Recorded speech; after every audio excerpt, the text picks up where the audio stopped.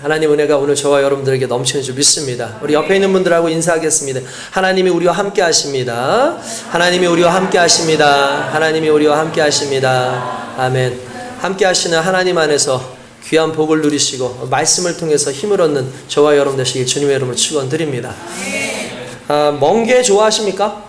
해산물 중에서 멍게 좋아하시는 분들이 있어요. 아멘으로 화답하네요. 해산물들 다 좋아하시나 모르겠어요. 싫어하시는 분들도 있어요. 저도 해산물 중에서 몇몇 가지 상당히 좋아합니다. 해삼도 상당히 좋아하고요. 아시겠지만 쭈꾸미는 완전히 기절을 할 정도로 상당히 좋아합니다. 예. 요즘에 쭈꾸미 먹자는 소리를 잘 안 해서 마음에 살짝 섭섭함이 올라 그러는데 최근에 우리 누가 또 대접해 주셔서 또 맛있게 먹었는데 해산물 상당히 맛있습니다. 근데 이제 해산물 중에서 제가 잘 안 먹는 게 실은 멍게예요. 어떤 분들이 이제 멍게 향이 좋다고 하시는 분들도 있고 멍게 식감이 좋다고 하시는 분들도 있어요. 맛도 좋다고 하시는 분인데 저는 잘 모르겠더라고요. 좀 씁쓸하기도 하고 그 향이 별로 그렇게 좋은 편은 아니에요. 그렇다고 멍게를 혐오하는 건 아니지만 아무튼 멍게를 이렇게 즐기진 않습니다.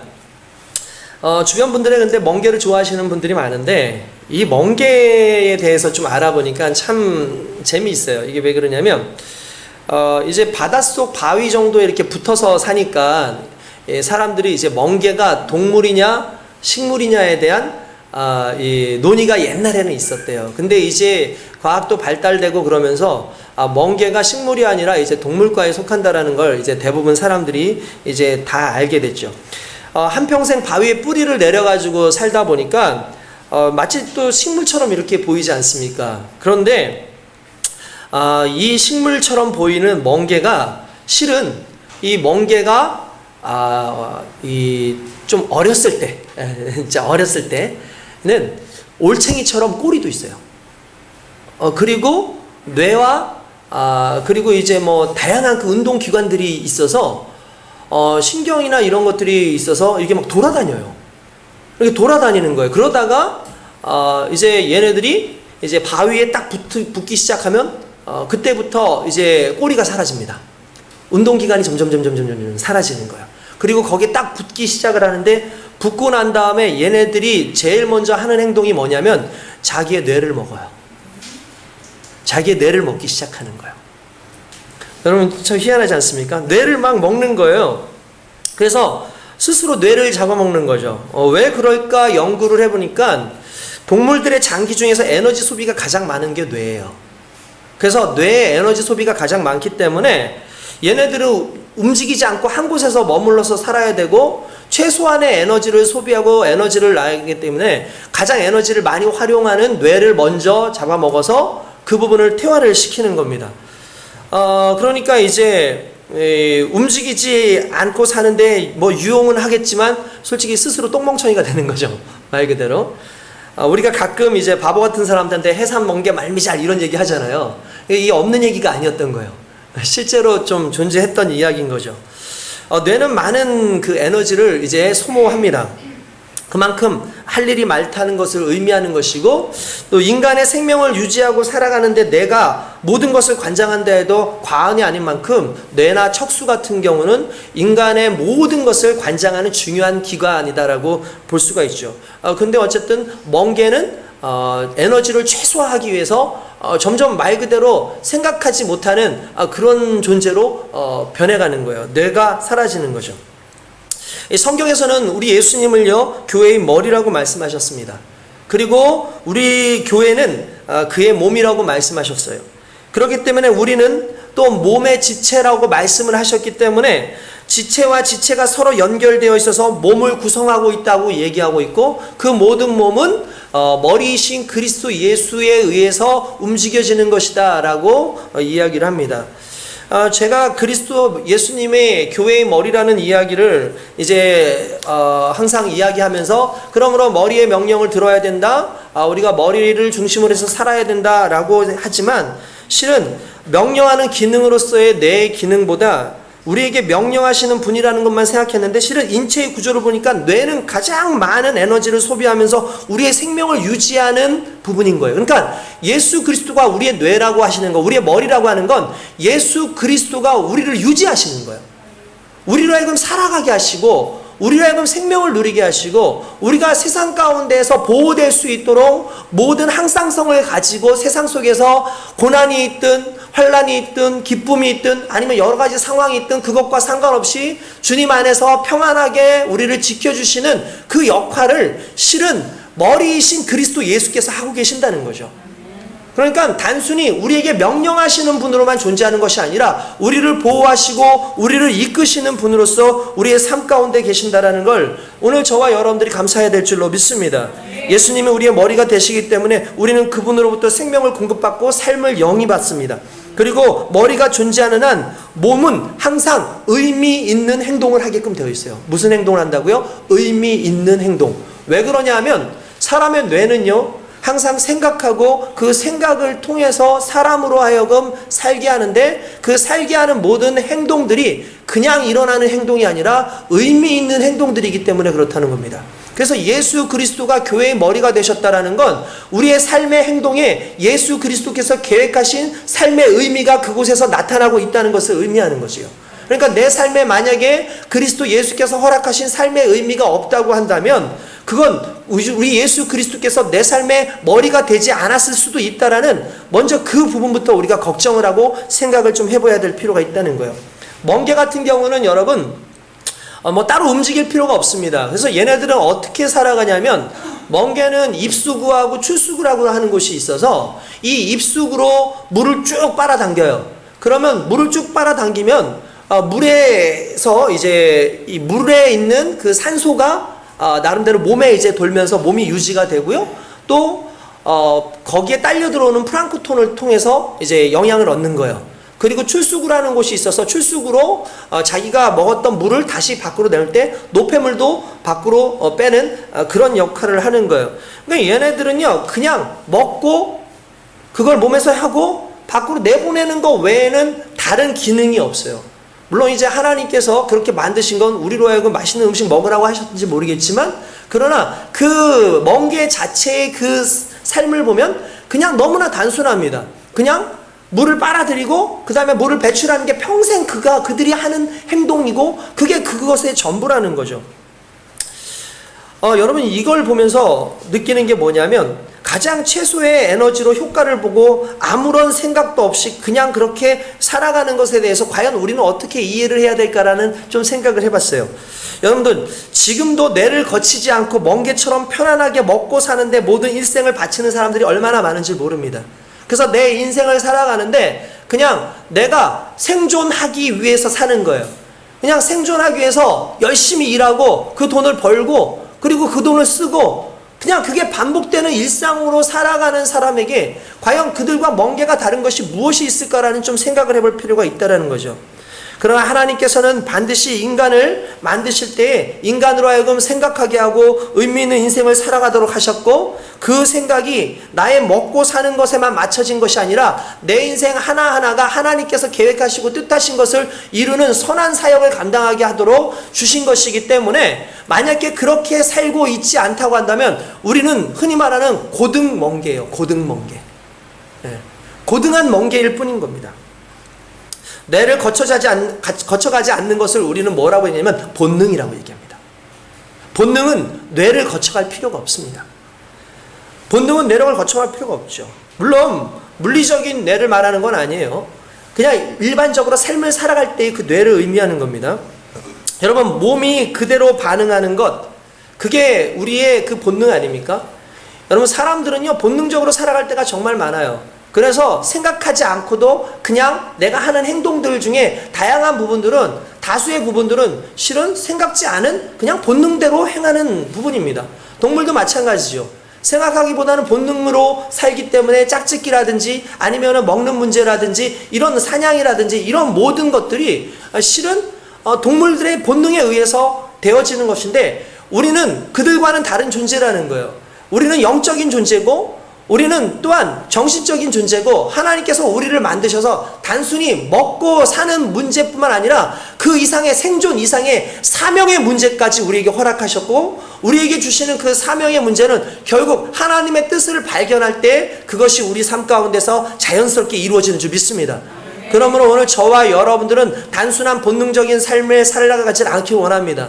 본능적인 삶은 어떻게든지 편하고 싶고 안락하고 싶죠. 여러분들 아시겠지만 성경에는요, 이 본능적인 삶을 좋은 것으로 보지 않아요. 왜냐하면 죄 지은 인간이 죄를 짓고 난 그 이후부터 인간의 본능은 죄적 본능이 나오게 되어 있고, 어떻게든지 편안하고 싶고 내가 편하기 위해서, 내가 안락하기 위해선 다른 사람을 해하기도 하고 다른 사람들로부터 수많은 것을 착취해서라도 나를 살리고자 하는 이기적인 유전자로 그렇게 점철되어져 있는 게 우리의 인생이기 때문에, 이것을 보고 성경은 육체의 소욕이라는 말을 쓴다는 거죠.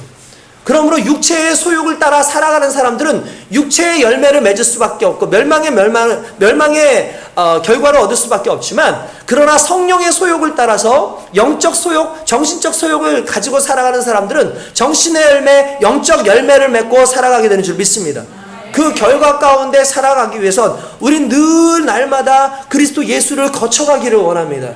왜냐하면 그리스도 예수가 우리의 뇌 아닙니까? 우리의 머리 아닙니까? 그러니까 여러분 본능적으로 살기 위해서 애쓰는 것이 아니라 그분을 항상 거쳐가야 돼요. 그분을 거쳐가야지 그때 우리의 삶이 유지되는 줄로 믿습니다. 할렐루야. 여러분들 육체의 본능으로 살지 마시고 머리이신 그리스도 예수를 거쳐감으로 그분의 뜻이 무엇인지, 그분이 정말 우리에게 원하시는 것이 무엇인지, 어떻게 살아가는 것이 참된 삶인지를 깨닫기를 주님의 이름으로 축원드립니다. 실제로 우리의 삶 가운데에서 뇌를 거쳐가지 않는 그 대표적인 것 중에 하나가 게임이래요. 게임을 할 때에는 이제 오락게임을 할 때, 여러분 전에도 말씀드렸지만 오락게임은 전두엽을 통해 가지고 사고해서 가는 게 아니라 기능적으로 가요. 그래서 시각적인 반응을 즉각 하게 돼 있고, 그리고 이 시각적인 반응에 내가 그냥 몸으로 이렇게 나타나게끔 되어 있고, 이게 손가락으로 이제 가게끔 되어 있죠. 그런 기능들이 여러 가지 있습니다. 머릿속에서 생각하지 않아도 나타나는 거예요. 우리가 운전을 할 때에도 그냥 어느 순간부터 생각하지 않고 그냥 기아를 넣기도 하고 돌리기도 하고, 뭐가 나타나면 그냥 그대로 몸이 반응하잖아요.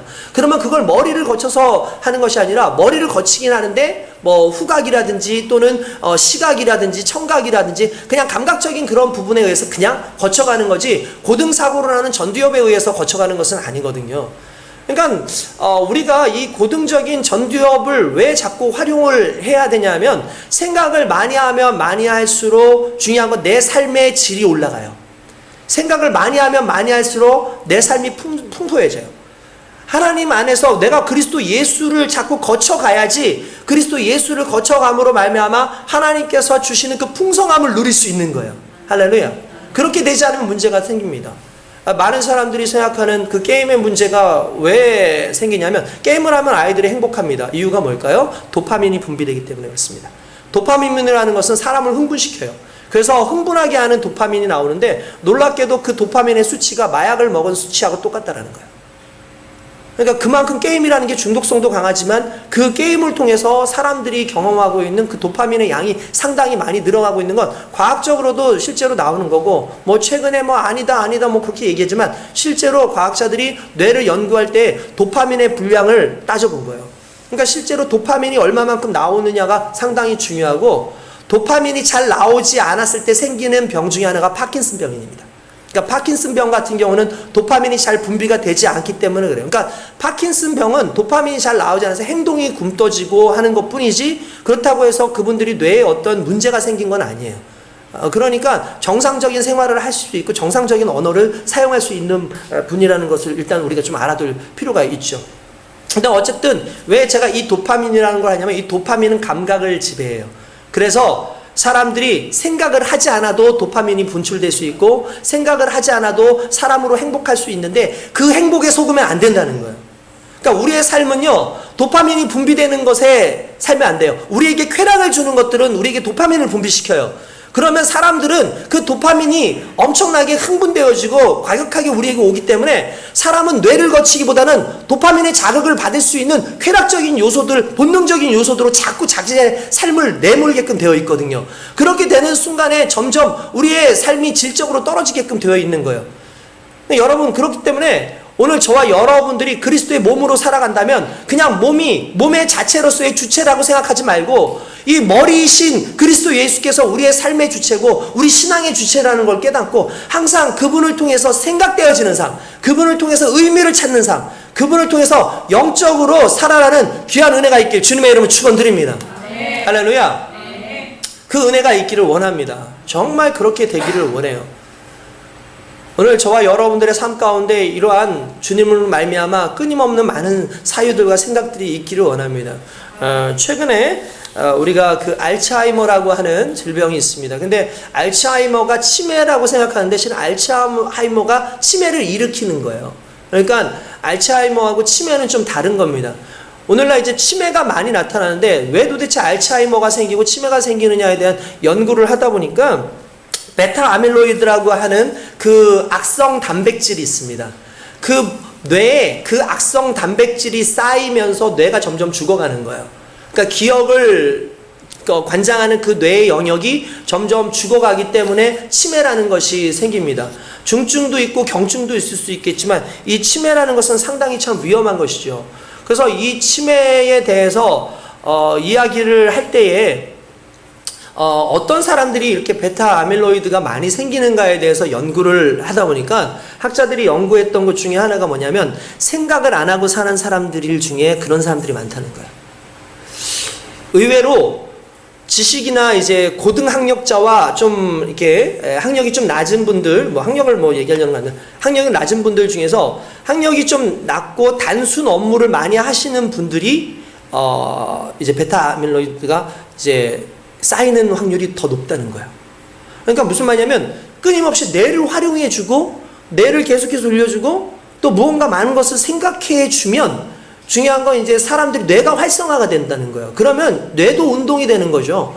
그럼 자연스럽게 베타 아밀로이드가 좀 이렇게 생성되는 것을 좀 막을 수 있는 어떤 그런 부분들이 좀 된다는 거예요. 그러니까 여러분들 뇌 운동을 많이 하셔야 돼요.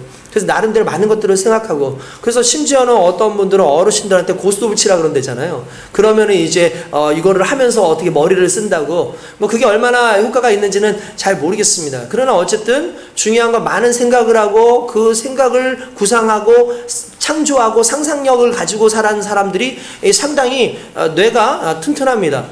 게다가 성경을 어렸을 때부터 많이 읽어왔던 크리스찬들일수록 뇌의 이 활동량이 상당히 높고 하나님 앞에 생각을 하면서 기도하는 사람들의 특징들이 또 뇌가 활동량이 많아요. 이유는 간단합니다. 기도를 하기 위해서 그날 하루하루를 묵상하는 거예요. 또한 말씀을 묵상하는 거예요.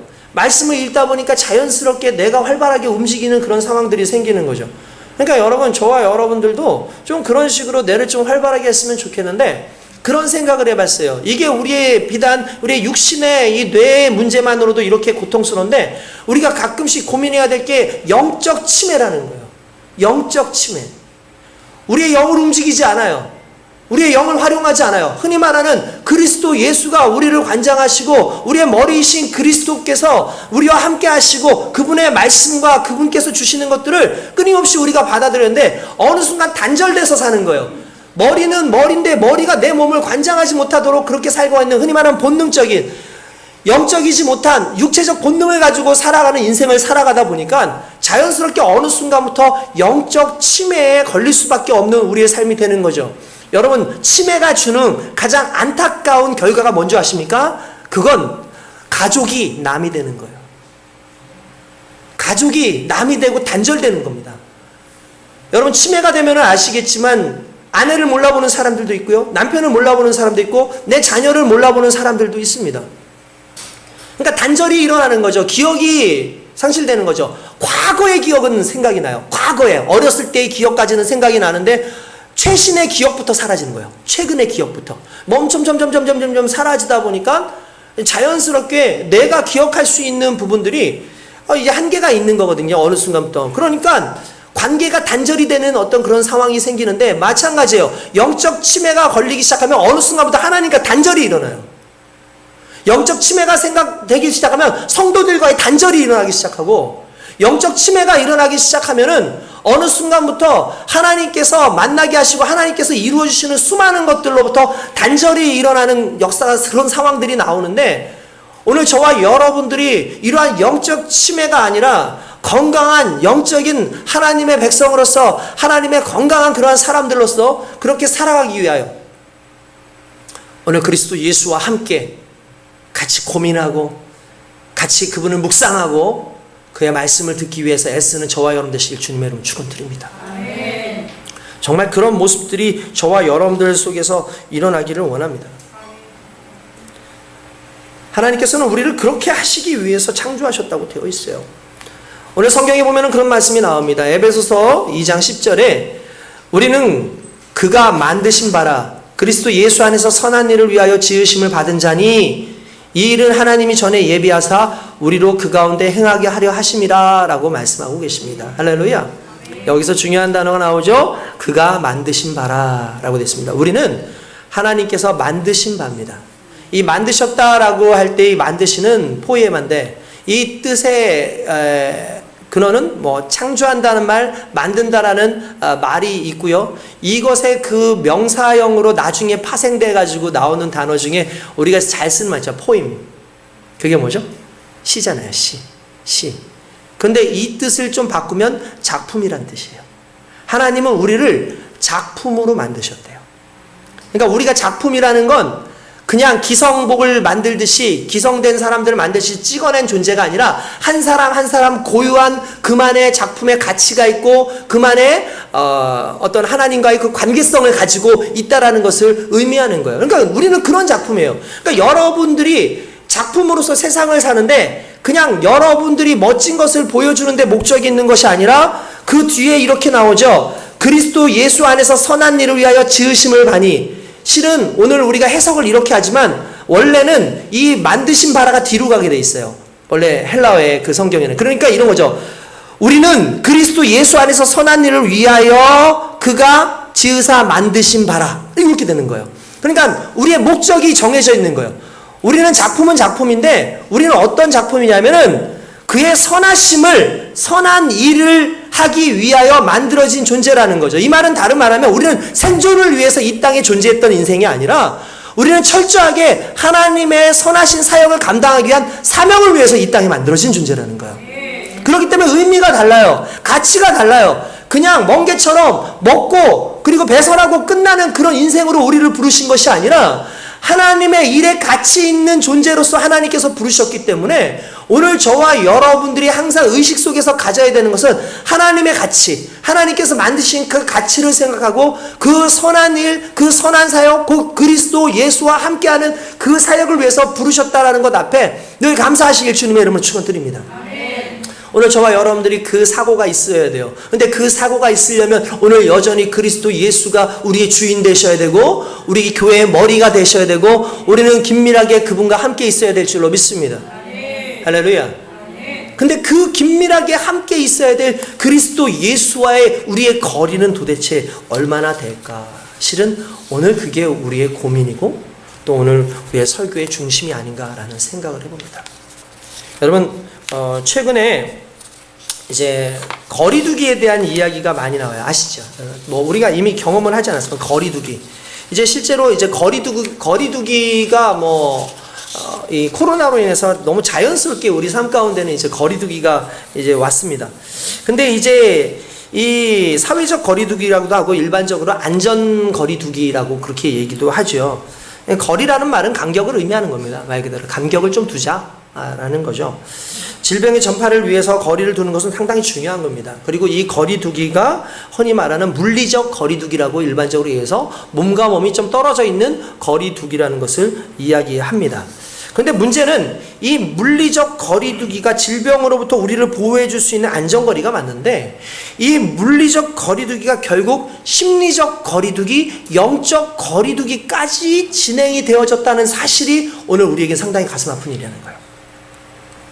여러분 사람들 사이에서 만남은요 상당히 의미적인 만남도 있겠지만 실제로는 사람들은 그냥 온기가 함께 서로 맞닿는 것만으로도 실은 심리적인 안정도 느낄 수 있고 다양한 부분에서 상당히 좀 긍정적인 요소를 가지고 있습니다. 뭐 여러분 전에 들어보셨는지 알겠지만 원숭이 실험할 때도 새끼 원숭이를 가져다 놓고 그 원숭이한테 철제로 만드는 로봇과 그냥 좀 낡아 빠진 그냥 인형을 이렇게 곰 인형, 이런 털이 북실북실한 인형을 놔뒀는데 이 원숭이가 잘 때 항상 털이 북실북실한 그 인형을 끌어안고 자더라는 거예요. 이 동물도 본능적으로 딱딱하고 차가운 것보다 부드럽고 따뜻한 것을 안고 그렇게 있기를 원해요. 그러니까 만진다는 그 자체만으로도 실은 상당히 중요해요. 그래서 물리적 거리를 여러분 우리는 좀 우습게 보면 안 됩니다. 여러분 뭐 전에도 얘기했지만 죽어가는 그 아이에게 엄마의 심장에다가 놔뒀더니 좀 있다가 아이가 살아나기도 하고, 반대로 죽어가는 엄마에게 아이에게 그 엄마 젖을 물렸더니 엄마의 심장이 반응을 하면서 그 엄마가 살아나기도 하죠. 이 물리적인 어떤 그런 것이 주는 심적인 효과도 분명히 있어요. 우리 예수님께서는 많은 사람들한테 말씀으로 나아라 기적을 일으킬 수도 있지만 때때로 그의 눈을 만지시면서 눈을 뜨라고 말씀하시기도 하고, 그의 몸에다가 손을 대시면서 문둥병자를 나으라고도 하시면서 손을 대시면서 그렇게 하는데, 그 물리적인 그 터치는 그냥 단순한 그냥 물리적 터치가 아니라 그 이상의 것을 만들어내고 그 이상의 하나님의 사랑의 표현이죠. 저희가 가끔씩 아이들을요 야단치거나 또는 위로를 할 때 그냥 말로만 하지 않습니다. 그냥 그 아이들을 쓰담기도 하고 끌어안아주기도 하죠. 제가 아이들을 좀 가르쳐 보니까 요즘에 최근에 하나님께서 너무 큰 은혜를 주셔서, 제가 아이들 좋아하는 걸 아시고 막 5세야 6세야 7세야 심지어는 뭐 초등학생 그 어린 아이들까지도 다 만나게 하시는데, 그 아이들이 문제가 생기고 울면은 저도 모르게 그 아이를 끌어안게 돼요. 그냥 저도 모르게 그냥 그 아이를 만지게 되고, 잘했다고 하면 칭찬해주고, 그러면 아이들이 그냥 머리 한번 만져주는 것만으로도, 또한 한번 안아주는 것만으로도 위로가 되고 그것을 얼마나 기뻐하는지 몰라요. 실제로 사람의 물리적인 이러한 터치는 상당히 사람들로 하여금 좋게 합니다. 근데 중요한 건 물리적인 이런 터치가 사라졌던 그 기간 동안에 사람들이 그냥 단순히 물리적인 그냥 허언만 있는 게 아니라 심적으로도 영적으로도 상당히 큰 문제들이 생겼다는 거예요. 왜 그러냐면 결국 친밀감의 문제인 거죠. 친밀감에. 제가 예전에 여러분들한테 설교하면서 자주 했던 설교 예와 뭐 알 거예요. 어떤 남자가 어떤 여자를 너무 사랑해서 1년 동안 편지를 계속 보냈는데 편지 답장 한 번도 없었는데 맨 마지막에 1년째 되는 날 편지 답장이 와서 보니까 청첩장이야. 근데 청첩장 내용을 보니까 결혼을 한다는 거예요. 그래서 도대체 이 사람이 도대체 누구랑 결혼을 하나 했더니 우체부하고 결혼한다는 거예요. 그 정작 편지를 쓴 사람은 난데 편지를 맨날 하루마다 매일매일 전해주다 보니까 이 사람하고 친밀감이 생기고, 안녕하세요, 물 좀 주세요, 물 한 잔 먹고 서로 그 대화하다 보니까 오히려 그 사람하고 정이 생기고 그 사람하고 그렇게 결혼을 하게 된 거죠. 여러분 이거 상당히 참 중요한 의미거든요. 물리적 거리를 무시하면 안 돼요. 교회를 나오는 횟수가 여러분 신앙의 횟수와 관계가 있어요. 여러분들 믿는 사람들끼리 서로 만나는 그 횟수가 여러분 신앙에 어떤 영향을 줄 수가 있어요. 내가 안 좋은 사람들을 계속 만나면 그 안 좋은 기운이 내게 오죠. 근데 믿는 사람을 만나고 어쨌든 영적으로 살아있는 사람들을 자꾸 만나면 영적으로 살아있는 능력들이 우리 가운데 전파되게끔 되어 있어요. 오늘 저와 여러분들이 그렇게 되어지기 원합니다. 그리스도 예수 안에서 그렇게 가까워지기를 원합니다. 할렐루야. 여러분 가까워지지 않으면 어떻게 될까요? 여러분 물리적인 거리가 생기면 어떻게 될까요? 사람은 참 희한해요. 물리적 거리가 심적 거리가 되고 심적 거리가 영적 거리가 된다니까요. 오늘 여러분들이 스스로가 느끼겠지만 코로나 기간 동안에 우리 교회를 나오지 않았던 분들이 있는데 그분들은 교회에 오기 쉽지 않아요. 왜 그러냐면 단순히 물리적 거리가 아니라 심적 거리, 영적 거리가 생겼기 때문에. 이게 우리 교회만이 아니에요. 다른 교회도 마찬가지더라고요. 아는 목사님들도 얘기하시는데 코로나 끝나고 나서 많은 분들이 회복이 됐는데 중간에 한 번도 나오지 않았던 가정 중에서 아직까지 나오지 않는 가정들이 있는데 그분들을 방문을 하고 그분들을 신방을 가면 교회를 왜 나가야 되는지 모르겠다. 이렇게 예배를 드려도 될 것 같은데 라는 얘기를 한다는 거예요. 근데 중요한 건 그 삶을 보니까 그래가지고 믿음이 제대로 생겼느냐? 그러면 삶이 제대로 사느냐? 아니에요. 전혀 엉뚱한 삶을 살아가고 있고, 그래도 예전에는 하나님께 예배드리기 위해서 가졌던 그 시간 동안에 하나님에 대한 열정과 애씀과 나의 어떠한 그 각오가 어느 순간에 다 풀어져 버리는 바람에 더 이상 하나님을 만나는 것에 대한 어떤 열망이 없는 거예요. 이런 안타까움이죠. 뿐만 아니라 이것이 그냥 단순히 믿음이 사라지는 것으로만 사라지는 것이 아니라 오히려 엉뚱한 방향을 만드는데, 예전에 제가 어떤 친구를 만났는데 제 친구가 아니라 그 아이를 만났어요. 한 3년인가를 못 만났다가 그 친구를 만났어요. 야, 왜 교회 안 나와? 너 교회 정말 열심히 나왔는데 왜 이렇게 교회를 안 나와? 근데 이 친구가 반가워하지도 않고 그냥 뭔가 쭈뼛쭈뼛한 거예요. 야, 나 너무 저 혼자 반가워가지고 막 있는데 쭈뼛쭈뼛한 거예요. 그래서 너 왜 나한테 왜 이렇게 오늘 좀 썰렁하냐? 차갑냐? 그랬더니 목사님 저 싫어하시잖아요. 그렇게 얘기를 하는 거예요. 저는 한 번도 이 친구를 싫어한 적이 없어요. 그래서 왜 싫어한다라고 나중에 상황을 분석을 해봤더니 한 번 빠질 때는 괜찮잖아요. 두 번째 빠질 때까지는 오히려 위기를 느껴요. 빨리 가야겠다. 근데 세 번째, 네 번째를 빠지고 나면은요, 자연스러워지는데 5번 정도 빠지고 나면 스스로 오해해요. 아, 목사님이 나를 사랑하지 않는구나. 시간이 지나니까 오히려 어떤 상황이 벌어지냐면은 나중에는 목사님은 아무런 말이 없는데 어떻게 생각할지 모르는데 목사님이 나를 싫어한다? 목사님이 나에 대해서 이렇게 저렇게 한다? 목사님은 오해하기 시작하는 거예요. 그런데 나중에는 목사님을 혐오하고 교회 나오는 것 자체를 혐오하고 목사님이 증거한 복음에까지도 혐오하는 그런 상황까지 가는 거예요. 거리를 잠깐 두었더니 어느 순간 보지 못했더니 그 순간에 사단이 장난을 치면서 그 심적인 부분에 상당히 많은 부분을 섭섭하게 하고 상당히 많은 부분에 아프게 하고 상당히 많은 부분을 오히려 목사님은 전혀 변한 것이 없는데 목사님이 자기를 싫어한다? 목사님이 이렇다 저렇다 하면서까지 얘기가 가는 거예요. 제가 너무나 놀랐어요. 그러면서 결국은 그게 영적인 상태까지 가게 된 거죠. 여러분 이게 아닌 것 같죠? 실제로 여러분들 정말 어떤 상황 속에서 오랫동안 만난 사람들을 만날 때 기쁜 것도 있겠지만 어느 순간에 이 사람들이 나에 대해서 뭔가 이상한 오해를 가지고 있고 이상한 막 마음을 가지고 그렇게 있는 사람들 분명히 볼 때가 있을 거예요. 정말 무서운 겁니다, 여러분. 여러분, 예수님께서 5달란트, 2달란트, 1달란트에 대해서 설명을 하실 때에 5달란트 주고 2달란트 주고 1달란트 준 사람의 반응이 다르잖아요. 그 중에서 1달란트 받은 사람이 자기 걸 묻어두잖아요. 그런데 그가 묻어두고 난 다음에 나중에 주인이 왔을 때에 그가 그걸 꺼내두죠. 그리고 이렇게 얘기합니다. 주인이여, 당신은 인색한 사람이고 심지 않는 것에서 거두는 분인 줄 알기 때문에 내가 이걸 이렇게 숨겨놨습니다 라고 얘기합니다. 이 사람의 심적 거리는 이 주인이 이만큼 있는 거예요.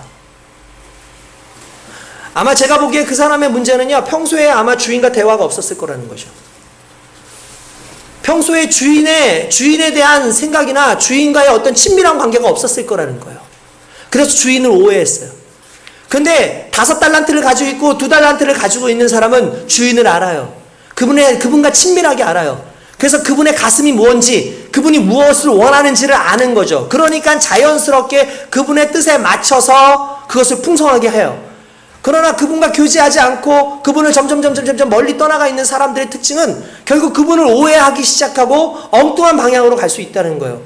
이걸 조금 바꿔봅시다. 물리적 거리를 떠나서 이제 심리적 거리, 아니 영적 거리로 가봅시다. 여러분들이 왜 하나님을 자꾸 만나야 되는 줄 아십니까? 왜 매일매일 큐티를 해야 되고 왜 매일매일 하나님의 말씀을 읽고 기도를 하고 해야 되는 줄 아십니까? 그래야 하나님과의 영적 거리가 벌어지지 않아요. 영적 거리가 벌어지지 않는다는 것은 결국 그 영적 거리가 벌어지지 않기 때문에 하나님을 오해하지 않게 돼 있어요. 하나님의 말씀과 하나님의 뜻을 따라 살게 돼 있고 그 뜻 안에서 여러분들의 삶이 온전해지는 줄 믿습니다. 할렐루야. 도대체 하나님과 나와의 거리를 막고 있는 것이 무엇입니까? 세상적인 욕심일 수도 있고요, 쾌락일 수도 있고요, 우리를 망가뜨리는 수많은 것들일 수 있습니다. 주님께 집중하지 못하게 하고 하나님을 만나게 하는데 가로막혀 있는 그 모든 것들로부터 벗어나야 될 줄로 믿습니다. 할렐루야. 그 장벽을 뚫고 가야 돼요. 치매와는 다르게 우리가 뇌졸중이 있죠. 뇌졸중.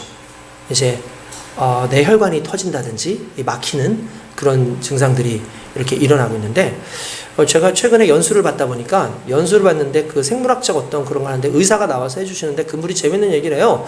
뇌니까 우리는 뇌에서 문제가 생겼다고 생각하잖아요. 근데 의사들은요 이걸 심혈관 문제라고 한대요. 심혈관계라고 그런대요. 이게 무슨 말이냐면 뇌가 문제가 생긴 게 아니고 심혈관에 문제가 생겼기 때문에 뇌까지 안 가는 거예요. 피가 제대로. 그러면 이제 뇌에 문제가 생기기 시작을 하고 결국은 이제 뇌가 막힌다든지 이런 부분이 생기고 혈관이 제대로 이 뇌에도 혈관이 있는 거 아시죠? 뇌에도 혈관이 있어가지고 피가 공급이 돼야지 이제 뇌가 팡팡하게 돌아가는 건데 피가 이 길이 막혀지니까 혈전이라든지 이런 것들이 막혀지니까 뇌까지 공급이 안 되는 거예요. 우리가 하나님께로 가야 되는데 하나님께로 가지 못하게 하는 정말 막혀지는 수많은 혈전들이 있다고요.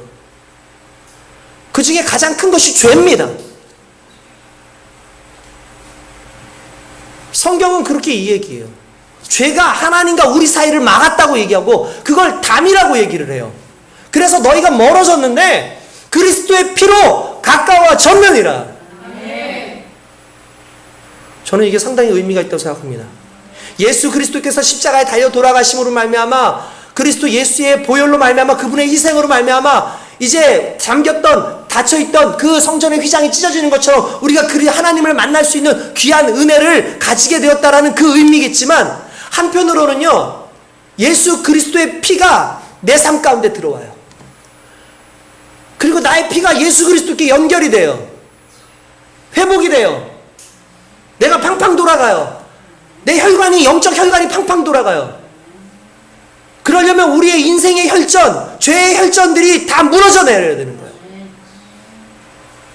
그리스도 예수 안에서 회개하는 놀라운 역사가 일어나는 줄 믿습니다.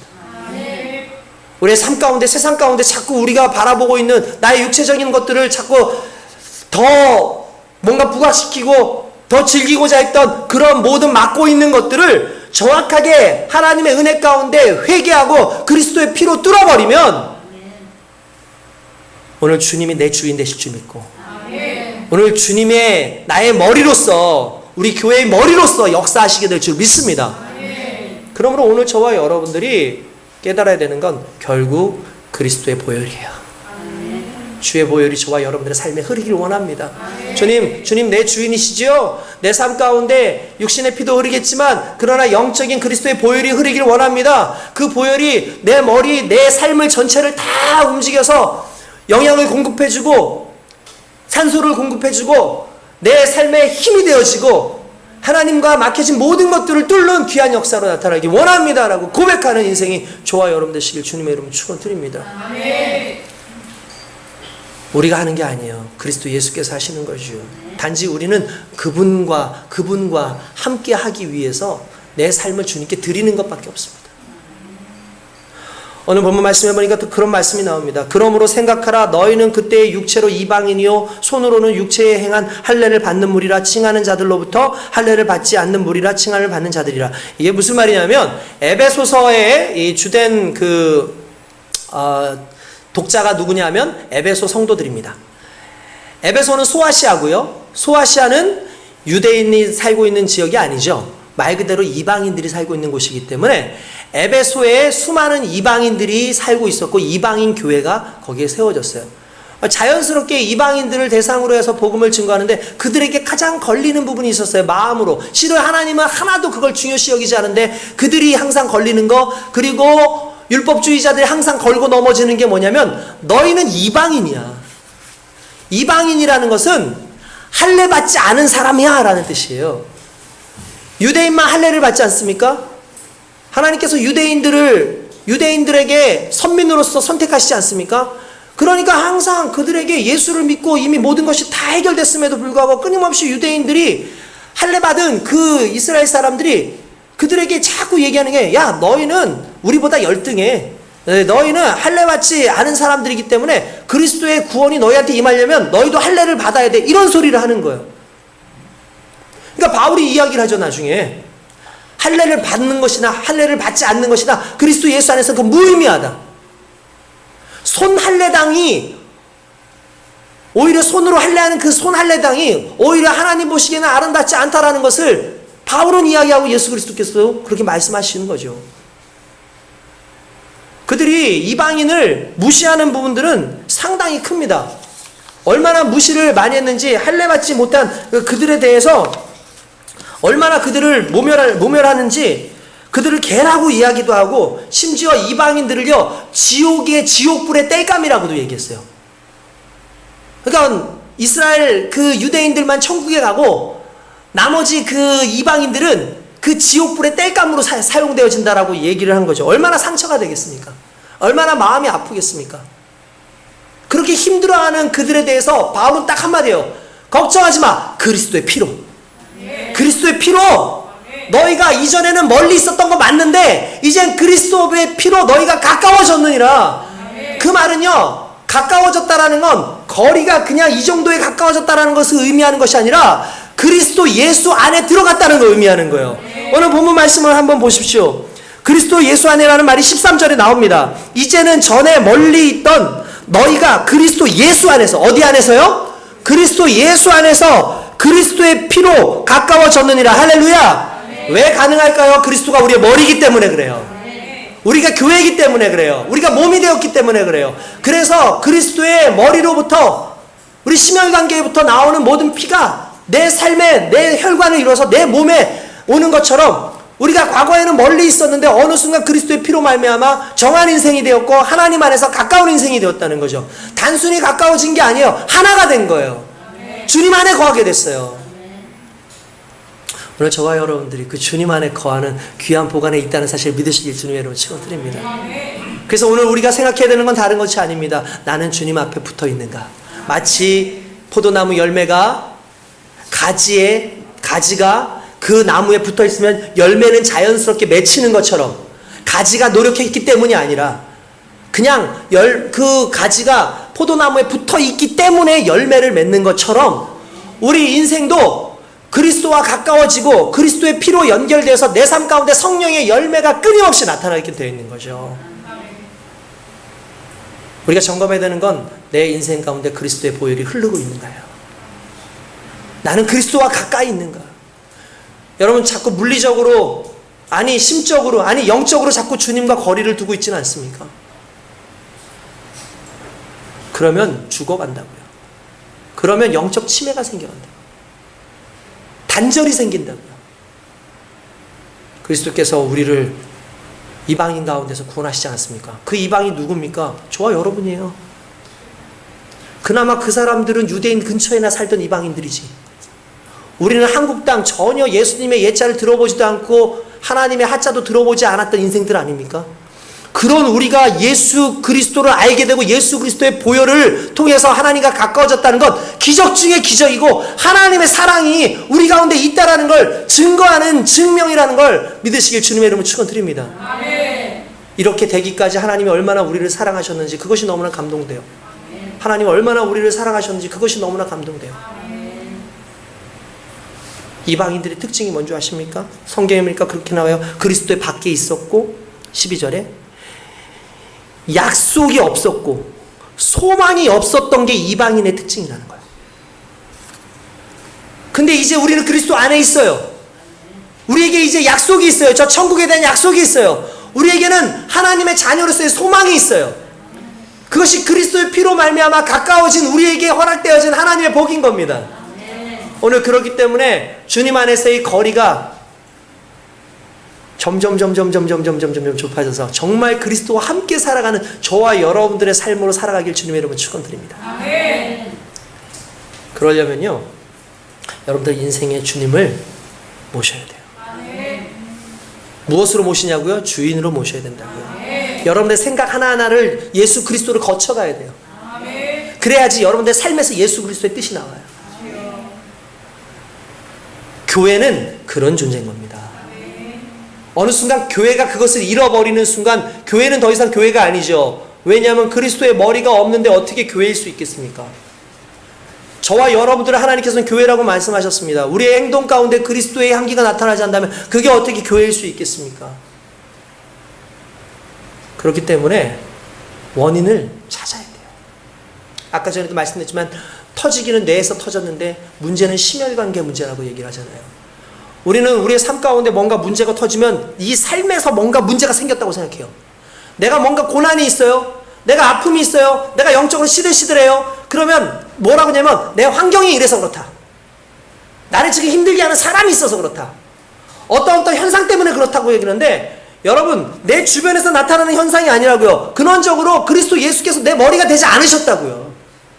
근원적으로 내 안에서 성령의 펌핑이 끊임없이 일어나야지 내 삶까지 가는데 열정적인 그 펌핑이 없어요. 주님에 대한 사랑이 없어요. 그래서 첫사랑을 잃어버렸대요.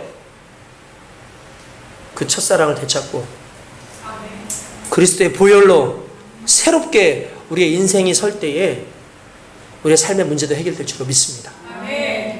우리 삶의 문제는 결국 하나님과의 관계예요. 내가 얼마만큼 예수 그리스도와 가까이 있는가, 내가 어떻게 그분 안에 있는가. 결국 그 문제가 오늘 저와 여러분들의 삶의 문제라고 믿으시고 집중하시고 찾으시고 그렇게 살아가시는 거룩한 인생 되시길 주님의 이름으로 축원드립니다.